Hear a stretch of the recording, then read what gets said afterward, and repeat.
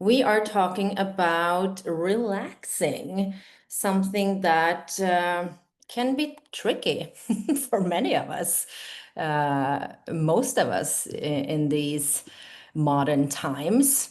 So I will start with sharing my screen. There we go. Rest isn't lazy, it's your superpower. Like a lot of things are your superpower, but rest is one of them. Um, and I think that many people these days, and I think for quite a time in our modern society, will experience some form of burnout. This is what we're trying to prevent, right?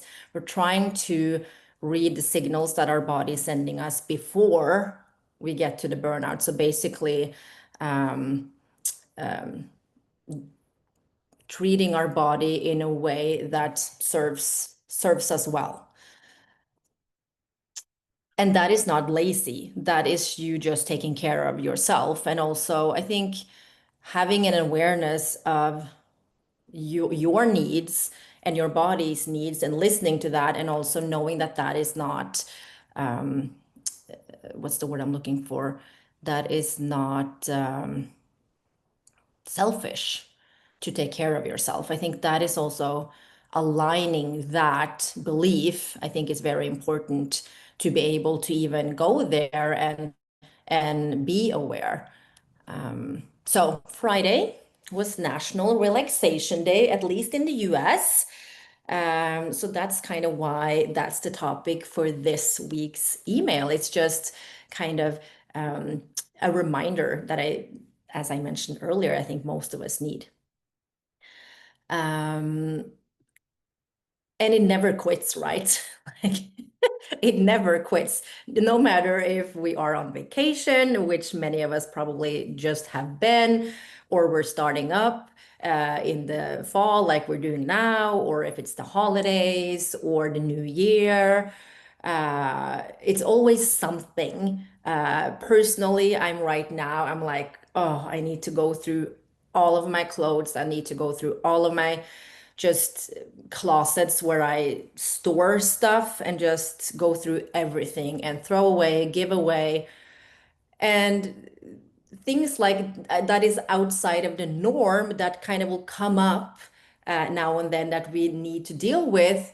And that's on top of like basically trying to have some kind of balance in our everyday life with all the demands. So I'm sure I'm not alone in kind of going through that right now on what is needed to get done this fall. Um, and this is also something that I think is very important to have an awareness about what is written here. The more you train, the more you do, the more you need recovery to keep your body and brain on your side. And that is also something that I talk a lot about with clients and that I think a lot about when I'm working with a client one-on-one is I'm always looking at, the accumulation of stressors in my clients' lives. So that is not just training, right? It can be a lot of different things. And I actually saw, it was actually on LinkedIn.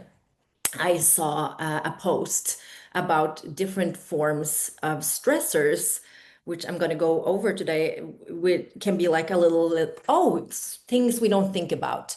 But before I do that, I just want to go over like the basics of what our body needs, basically, like on a biological level. It's our sympathetic and our parasympathetic oh my God, now his nervous system is are compiled of those two systems, and they work together, right? So either we are in a sympathetic mode or we are in a parasympathetic mode. They don't They are never connected at the same time, but they are meant to kind of switch on and off.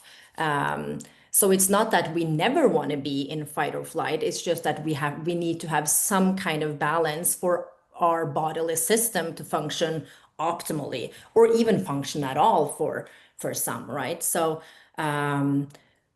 making sure that we are not constantly in fight or flight, meaning we are chronically under stress, that is what we want to prevent.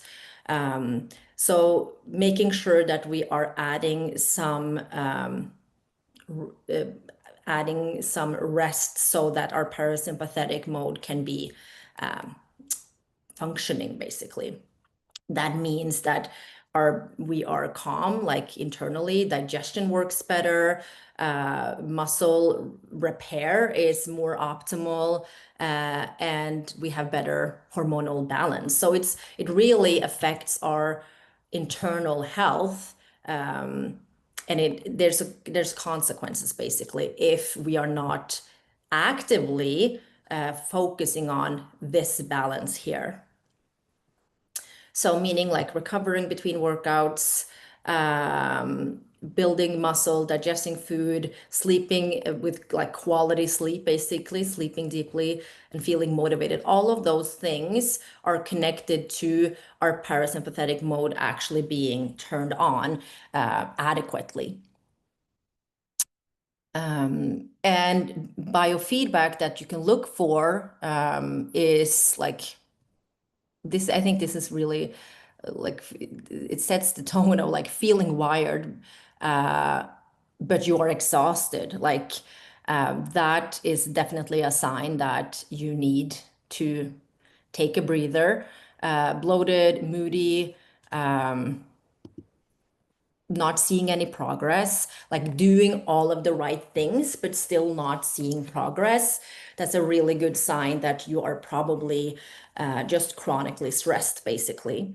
So yeah, it definitely can have huge consequences that can be take a long time to kind of get realigned if you're not catching it sooner rather than later. So I wanted to go over these. It's 7 forms of rest that this LinkedIn post shared, which I think was really good. So the first form of rest is a physical rest. So that is, something we have touched upon today as well, like making sure that if you're training a lot, you also need to rest, sleep deep, fuel yourself, to make sure that you're optimizing what you're getting out of those workouts, basically. That could also be making sure that you are doing some mobility or doing some low impact movement instead of going all out. So making sure that you're listening to your body, so that you're keeping that balance in a good way and optimizing what you're actually getting out of the workout in regards to physique changes. Of course, it can be that you are getting something else out of the workouts and you don't care too much about the physique changes. Of course, then, that's going to be up to you. But if you want to optimize what the workouts do for you in regards to any physique changes, then having that balance is important. Then mental rest, and that is, of course, and it was really nicely written. Like your mind needs to breathe between the thoughts, and that is something that I definitely believe that my mind does not. It's just always racing. So that would be like. Um, um, Breathing exercises, or yeah, mindfulness, just stillness basically, and also again awareness there of just kind of being with yourself and in silence in some way, shape, or form, can be a really good reset to create some kind of balance in in a mind that just always races. And I think that a lot of people, that's the case for a lot of people. I don't think I'm alone there. Um, Yeah, I feel like for me, walking is so good in that way. And when I'm consistently cold plunging, I think that's like I have a really yeah, hard time just sitting and breathing. And but when I cold plunge, it like forces me to focus on my breath and yeah, that's all I'm doing. And so cold plunging is great for me on the inflammation side of things. But for me, mostly it's mentally like getting that focus brought into my breath. And same with lifting, like any kind of exercise is a really good way for me to turn off my thinking brain and just go more into my body. And so yeah, I think that's why exercise is so nice, but knowing too that like I can get that benefit in other ways. So what are my options? Like maybe I don't have the energy to lift hard today. So maybe it is yeah. going on a walk, but like prioritizing that mental breath Mm, and doing it in a way that is not going to feel overwhelming like a yoga class or like seated meditation might feel more overwhelming for you if you have an overactive brain. And so mm, like finding for me like moving meditation is a lot easier for me to calm my mind, and so walking yeah. in nature is like really really helpful for me. Mm. I was also thinking now, just hearing you talk, just like puzzling, like putting puzzles, like just basically, or drawing, or singing, or Or like just cooking, like whatever something. close to Yeah, you. something that just makes you need to be focused on what you are doing, or doesn't necessarily, where that just automatically happens, can be really good, I believe. So I think, and this is also, I think that we are all individuals with our subjective thoughts and feelings and opinions, and that's also why there's like you have to figure out what works for you, basically. And in something that I say to my clients a lot is just like being curious and having awareness, being curious, asking questions. And when I say asking questions, I also say like, and you have to ask yourself questions, like talk to yourself in regards to like, what works for me, that what does not work for me, what when I think that, what does that mean, why do I like, just I think having kind of that can be helpful, of course, to an extent where it might be too much, but just being a little curious on what's going on within, or not for that matter, like I don't think about this at all, why is that the case? Yeah, anywho, moving Michaela, on. I fully agree on the walks. I think that is a place for me for that mental reset. However, what I've learned and noticed on the walk is, I like listening to podcasts when I walk, and often like health related podcasts. And I've noticed that I sort of on autopilot turn that podcast on as I'm walking, and that's Mm, it doesn't give me the mental break and mental reset that I need sometimes. And I can Yeah. tell I've started to pay good attention that like I turn on the podcast and I start walking, and actually my anxiety kind of starts spiking a little bit. And I'm like my brain is trying to process and reflect and like have a moment of break, Yeah. but I'm also trying to listen to the podcast, and it stresses me out. So I realized I have to, okay, Griffin, pause.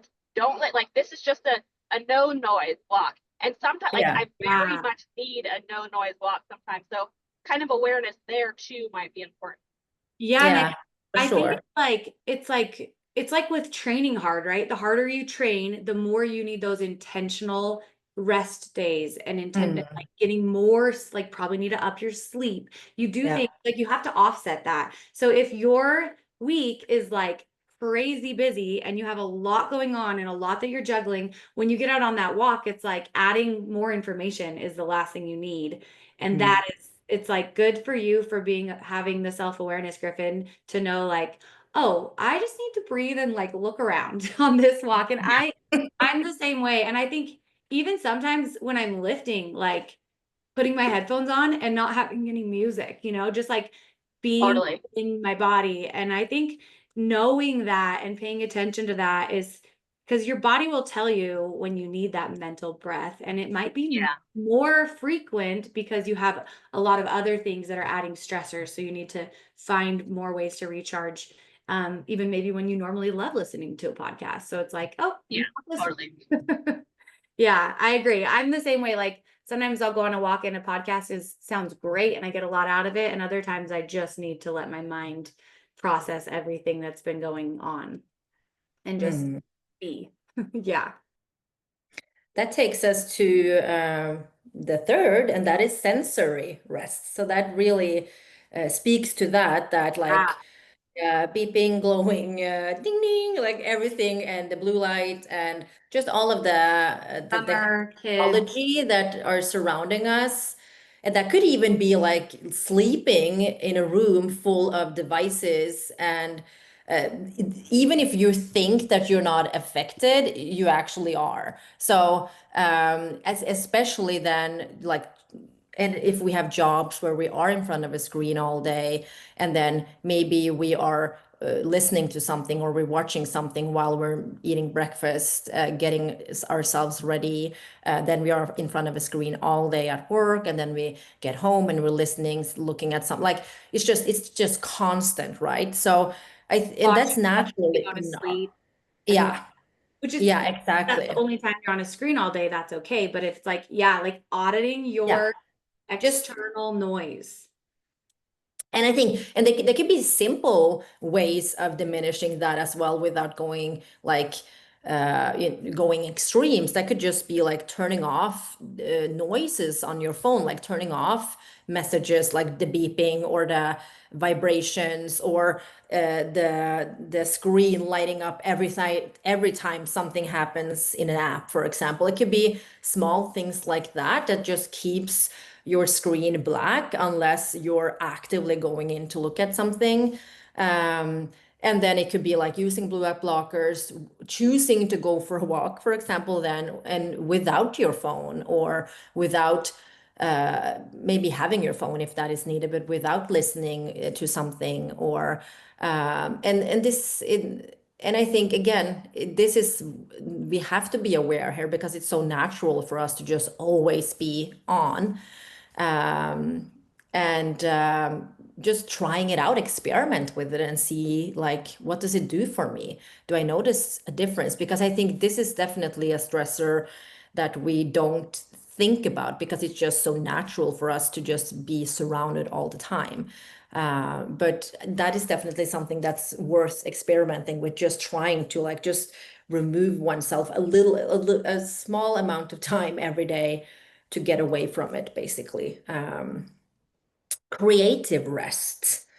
And that is just refilling the well of inspiration, which can be very needed sometimes. And that could actually be listening to music, watching a show that could have something where you're watching something or you're listening to something, or it could be nature, it could be going to a museum, it could be seeing a concert, like whatever, right? Something that inspires you, something that you enjoy doing, and just making sure that you are taking the time to make that happen. I think that's something we all need, even if that inspiration might look very different for us. Just creative rest, I like that. Emotional rest is number five. And I think, especially for us females, if I'm going to generalize here, we have a tendency to think about everyone, wanting to take care of everyone, many times also setting our own needs aside to, for first of all, take care of someone else.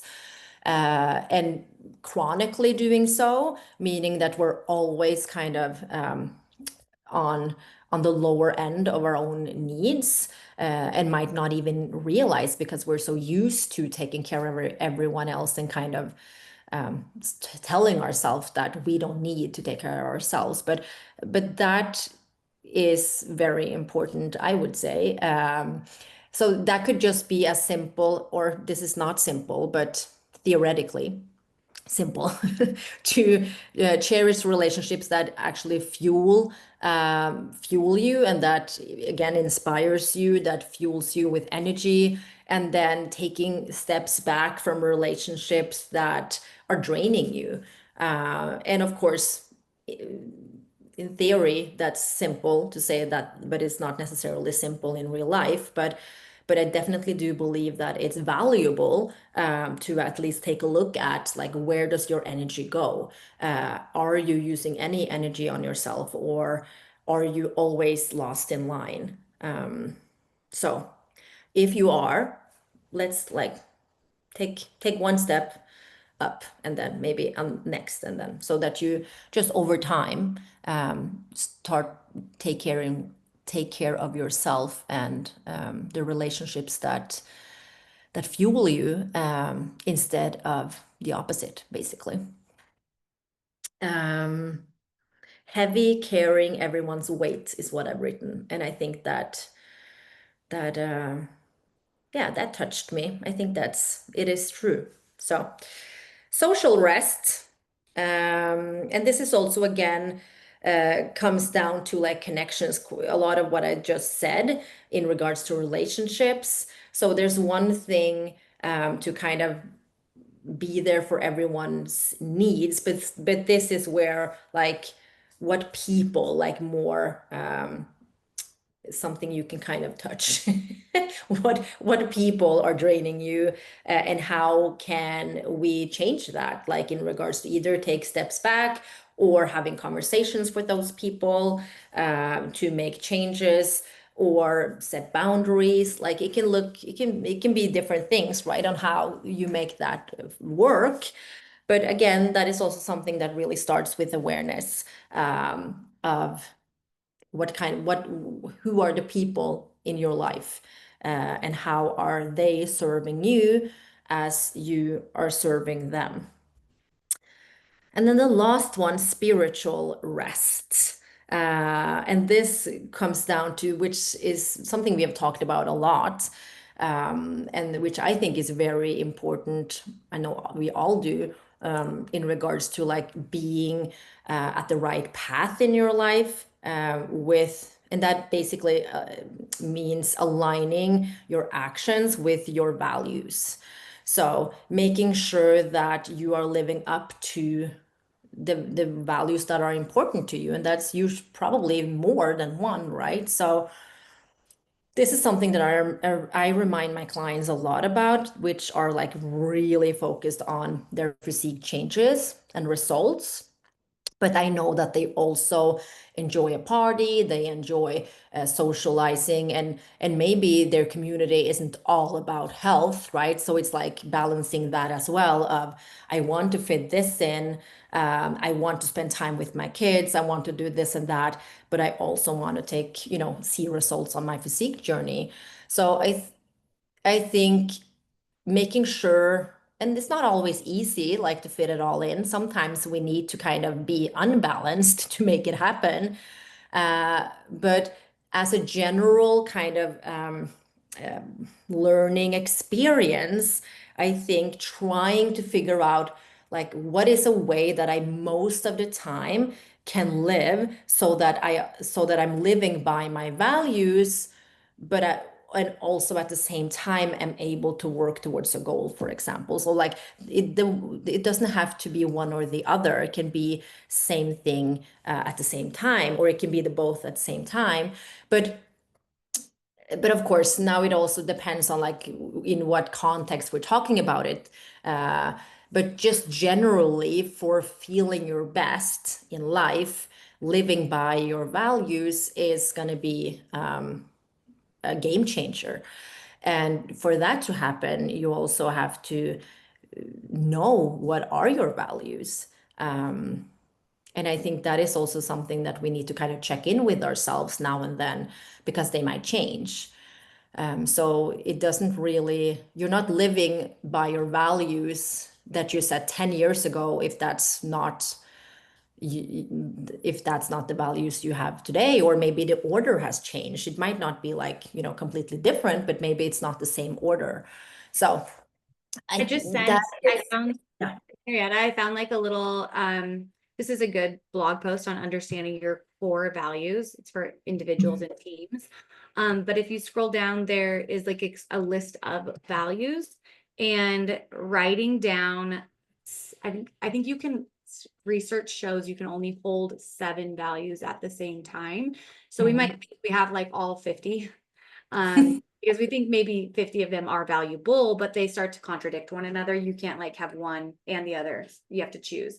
So if you don't know, if you haven't explored, like, what are my values, personally, then I highly recommend just click that link. You could look at another list too, and maybe rank them, like give them, I think a good way to do it would be go down through all the values and give it a 1 if it's like really important to you, give it a 2 if it's important, and give it a 3 if it's not important, and then just like tally up all your ones and look at them, and then of those ones, narrow it down to your top 7, and that is how you know your values, and just keep that with you. Like, I think that's a really good way to self-reflect on, are you living within your values? Or if you're feeling like just really maybe down or depressed, or you're feeling anxious about things, like coming back to those values and asking yourself, okay, are my actions aligning with my values, or is there kind of a disconnect happening right now, and is that what's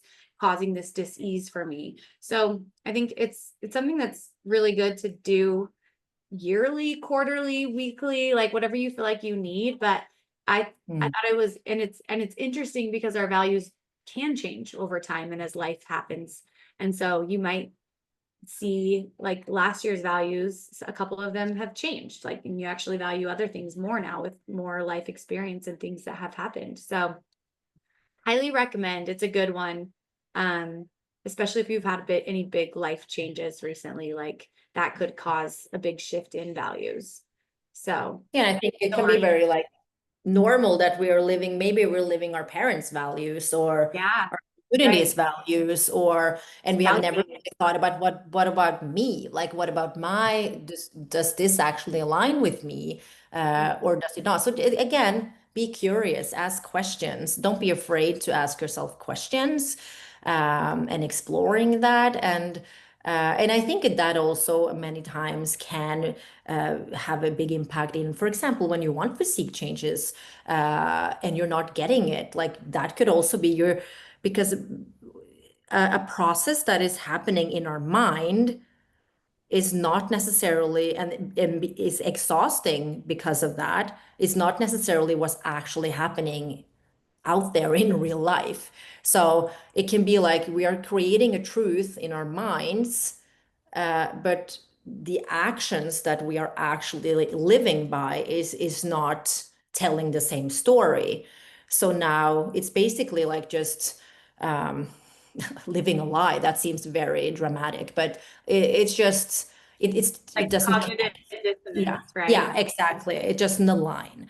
And I think that's actually true for many people. I don't think that's uncommon at all. I think it's very common, because most people that I know we talk about it a lot in our team, but like most people that I know doesn't go around talking about their life values. Like, I think most people just assume that, they know what their life values are, but haven't really even thought about it ever, maybe. So, um, that was those 7. I think like just having listening to all of the things that I've said now, and then reassessing perhaps what your definition of rest, right? Because I think when we think about rest, we think about physical rest. I think that's where our mind goes naturally and first, for a lot of us at least. But as you know, we have 7 different forms of rest that I have just talked about.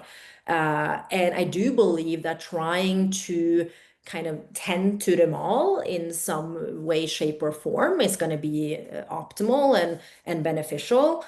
But at least be aware of them all is going to give us a chance um, to work on something that is not just, skipping a workout day, for example.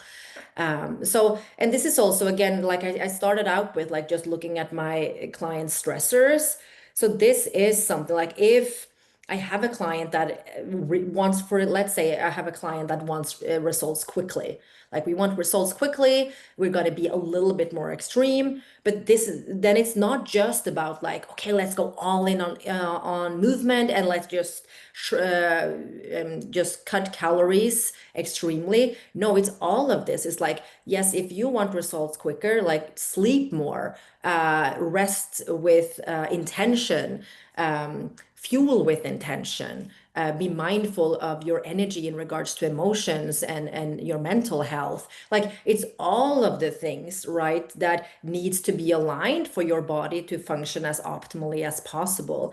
And that's why thinking of all of these things are very valuable, not just for your well-being, but also when you want something from your body, so to speak. If you are able to think of all these things and attend to them, you're more likely to just feel better, have quicker results, and I think be more motivated, be more inspired, have more growth. Like, yeah, it's just it all.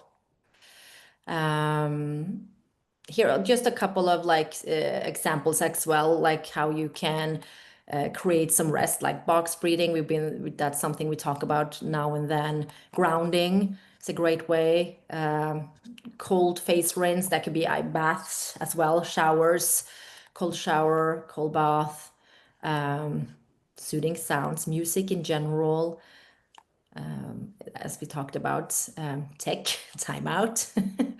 And this also just some restorative movement. And then aligning that with your bedtime can also create a really good sleep routine that aligns with deep quality sleep as well, for example. So and everything then just creating better hormonal production balance, digestion is working better, nutrient absorption as well, muscle growth, recovery, mental clarity, and motivation. Like it really, everything aligns. And that is something that I see a lot in my clients as well. And I think probably we all do. That I rarely have a client seeing good results on their physique and not also feeling a lot of benefits like internally. Usually they come hand in hand, not necessarily exactly at the same time, but in a whole process. You train to get stronger, you rest to make that strength stick.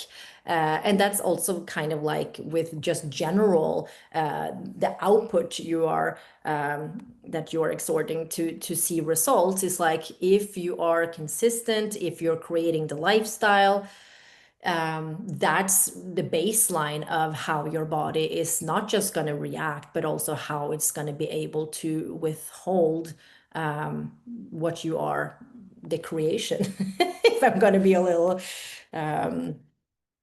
theatrical. So examples here for picking just something to soothe your nervous system. It could be breathing, it could be stretching, stepping outside, but also everything, something that surrounds anything that I talked about in the different rest ways of resting, basically. Think about it. Ask yourself, what are you on top of? What are you not? And yeah, be curious. So that was that. That's 30 minutes went by quickly. I hope that you are all having a restful and balanced week. Now, when kids are getting back in, it's probably not the week for it, but maybe the week that we need it the most. So just take care of yourselves. Have a good one. And if there's any questions or thoughts in general, just put it in the message or the chat, and we will be there. Okay. Bye. Thank you. Have a great week, everyone.